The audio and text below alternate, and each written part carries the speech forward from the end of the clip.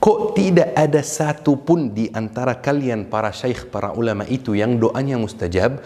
Kok Allah tidak mempengaruhi kondisi orang muslim di dunia? Masih orang muslim lemah, masih diperangi di beberapa negara lain. Assalamualaikum warahmatullahi wabarakatuh. Ya syabab, Syekh Muhammad bin Hassan pernah didatangi seorang pria yang kelihatannya nyaman dari segi finansial, ya. Pas waktu itu beliau di bandara.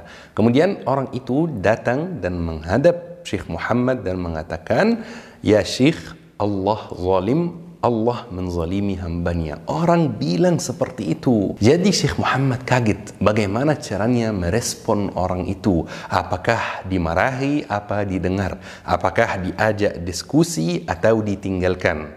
Tetapi Syekh Muhammad bin Hassan memutuskan untuk mengajak dia berdiskusi. Orang itu lanjut curhat, lanjut bercerita. Kalian itu para syekh, kalian itu para ulama sangat aneh. Kalian itu setiap bulan pergi ke Arab Saudi umrah, ya, dan berdoa. Kalian semua berdoa supaya Allah memperbaiki kondisi orang muslim di dunia, supaya Palestina dibebaskan, supaya Suriah kondisinya diperbaiki. Kok tidak ada satu pun di antara kalian para syekh, para ulama itu yang doanya mustajab? Kok Allah tidak mempengaruhi kondisi orang muslim di dunia? Masih orang muslim lemah, masih diperangi di beberapa negara lain. Syekh Muhammad langsung menjawab dia dan bertanya balik, "Kamu kerja di mana?" Orangnya jawab, "Di perusahaan A." Jadi Syekh Muhammad bilang, pesaing perusahaanmu adalah perusahaan B. Jika kamu bangun tidur dapat kabar bahwa perusahaan B naikkan semua gaji karyawannya kecuali kamu, apakah kamu sedih atau tidak? Orangnya jawab, tidak sedih. Jadi Syekh Muhammad mengatakan, "Kenapa tidak sedih? Harusnya sedih." Orangnya jawab lagi, "Tidak sedih. Ngapain sedih ya Syekh? Memang aku tidak bekerja di perusahaan B. Aku kan bekerja di perusahaan A." Syekh Muhammad bertanya balik, "Uang kamu halal atau ada ribanya?" Dia jawab, "Ada ribanya Syekh." Syekh Muhammad bertanya balik, "Istri dan anak kamu pakai jilbab atau tidak?" Dia jawab, "Tidak pakai jilbab Syekh." Syekh Muhammad bertanya balik, "Kamu salat 5 waktu tepat waktu atau tidak?" Katanya, "Jarang salat Syekh, kadang-kadang salat Jumat, kadang-kadang tidak." Jadi Syekh Muhammad mengatakan, wajar, ini persepsi kamu tentang Allah, tentang doa, dan tentang masalah mengabulkan doa atau menolak doa. Jadi ya syabab, jika hamba Allah ingin panggilannya, ingin permintaannya diterima oleh Allah subhanahu wa ta'ala, dia harus penuhi panggilan Allah subhanahu wa ta'ala dulu. Allah panggil 5 kali sehari untuk salat. Kira-kira kita penuhi panggilan ini atau tidak? Ada yang tidak memenuhi sama sekali. Ada yang memenuhi tapi malas-malasan. Ada yang sangat semangat memenuhi panggilan Allah. Pasti mereka tidak akan sama. Teman-teman, kalau mau lebih khusyuk dalam salat, mau memahami ilmu agama, sangat dianjurkan untuk belajar bahasa Arab. Buat teman-teman yang mau belajar bahasa Arab, hubungi Syabab Belajar Akademi. Buat yang muda, buat yang tua, buat yang sibuk, buat yang waktunya longgar, insyaAllah semuanya bisa belajar. Bahkan yang di luar Indonesia pun bisa belajar. Hubungi mereka, mudah-mudahan lancar insyaAllah proses belajarnya. Rasulullah pernah bercerita tentang seorang hamba yang berdoa dan mengatakan, "Wahai Rabbku, namun makanannya haram, minumannya haram, pakaiannya haram, perutnya diisi, perutnya kenyang dari makanan yang haram, tidak mungkin doanya dikabulkan," kata Rasulullah. Ya syabab, Al-Faqir mau bertanya, apa itu ibadah? Yani saya meminta dari teman-teman, dari jamaah untuk menjawab pertanyaan ini. Apa itu ibadah? Biasanya kalau kajian di masjid lebih seru karena bisa berinteraksi langsung dengan jamaah. Tetapi online itu ya memang ini kekurangannya. Jadi teman-teman bisa di rumah masing-masing menjawab, apa itu ibadah? Mungkin ada yang jawab ibadah itu salat. Mungkin ada yang jawab ibadah itu berbuat baik kepada orang tua misalnya. Mungkin ada yang jawab ibadah itu puasa.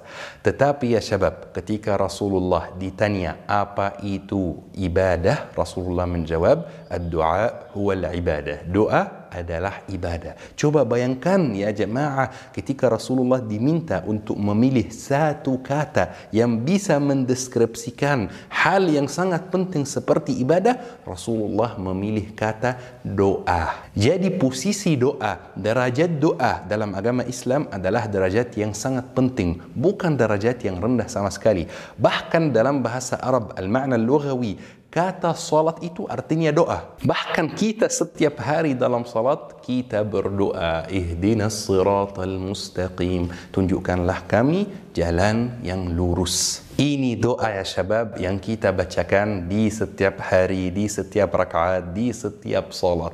Tetapi masalahnya ya jemaah, kadang-kadang kita salah dalam berdoa. Cara kita dalam berdoa menyebabkan doa kita tidak dikabulkan.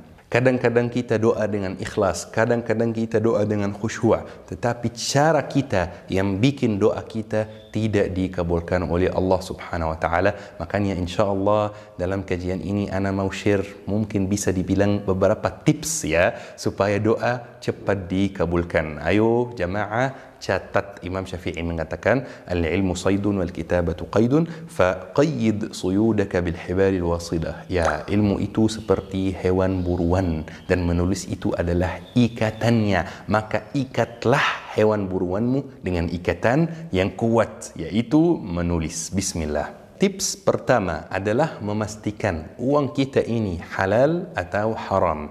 Setiap perak yang masuk rekening kita ini halal atau haram. Semuanya halal 100% atau ada masih ada yang curiga gitu. Ini halal atau haram. Tidak jelas sumbernya. Semua orang kita itu bebas dari riba atau masih ada ribanya. Kemudian ya syabab, tips yang kedua, tidak boleh terburu-buru. Kita harus berdoa pelan-pelan, tidak usah terburu-buru. Kita mulai dulu bersyukur kepada Allah atas nikmatnya. Ya Allah, aku bersyukur atas nikmat menjadi muslim. Ya Allah, aku bersyukur atas nikmat bisa melihat, bisa mendengar, bisa makan dengan normal, bisa cerna dengan normal. Ya Allah, aku bersyukur atas nikmat punya atap rumah supaya aku tidak kehujanan dan kedinginan. Ya Allah, aku akui dosaku. Ya Allah, Engkau Maha Pengampun. Ya Allah, aku akui kekuranganku. Engkau Maha Pengasih, Maha Penyayang. Mulai dengan cara ini dulu, kemudian bersalawat. Allahumma salli ala Muhammad wa ala ali Muhammad alaihi salatu wassalam. Baru antum sampaikan apa kebutuhan antum. Ya Allah, aku mau kaya. Ya Allah, aku mau lulus. Ya Allah, aku mau nikah. Ya Allah, lunakkan hati orang tua aku supaya menerima ini dan itu. Ya Allah, semoga apa perdaganganku dan jualanku lancar. Ya Allah, aku mau terhindar dari musibah ini, dari musibah itu. Apapun yang antum mau, sampaikan saja kepada Allah Subhanahu wa taala. Langkah ketiga adalah husnul zan billah. Husnul zan billah itu adalah berprasangka baik kepada Allah Subhanahu wa taala. Jadi jangan berharap doamu dikabulkan jika kamu tidak yakin 100% bahwa Allah akan mengabulkan doa. Tidak boleh coba-coba. Misalnya aku coba doa biar aku lihat Allah akan mengabulkan atau tidak. Tidak boleh. Wajar tidak dikabulkan, dan ini termasuk yang tidak sopan terhadap Allah Subhanahu wa taala.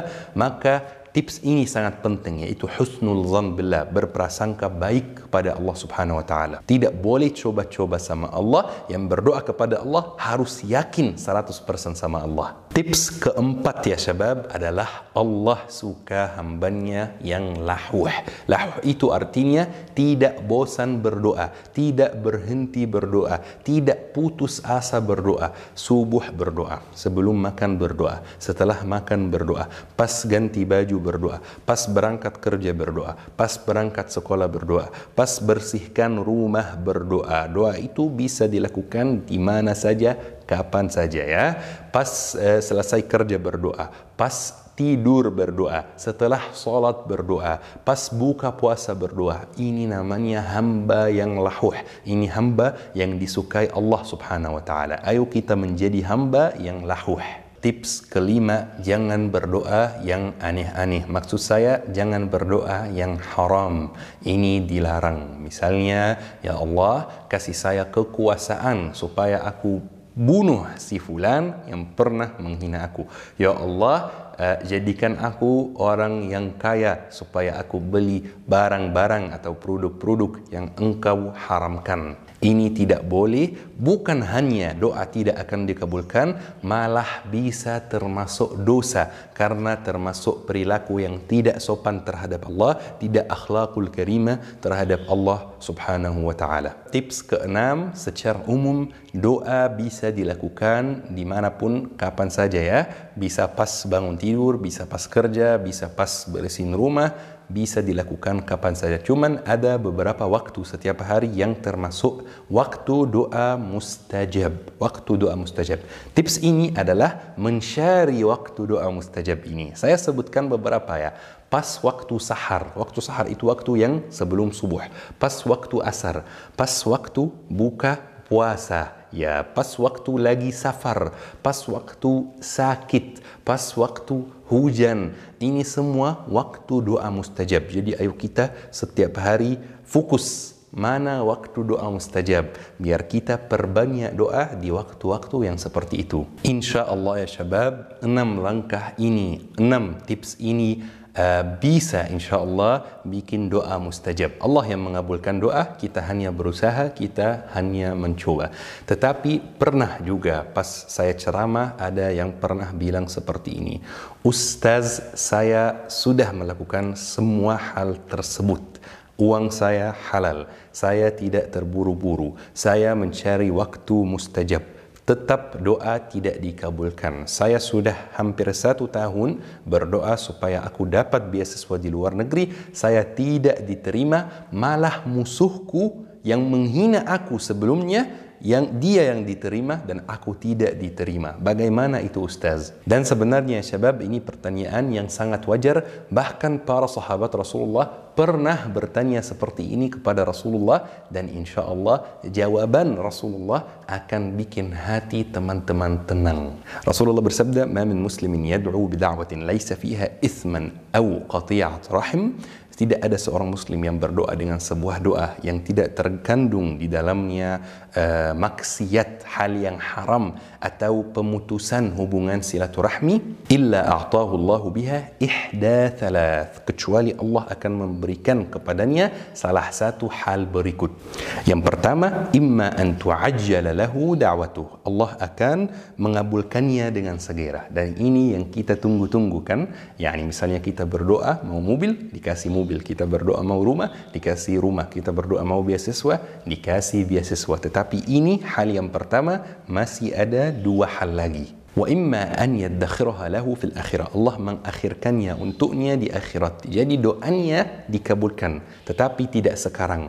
Sekarang mungkin ini doa ini atau hal ini bahaya buat dia. Jadi Allah mengabulkan doanya tetapi di akhirat, bukan di dunia. Wa imma an yasrifa anhu minas su'i mithluha, atau memalingkannya dari keburukan yang semisalnya.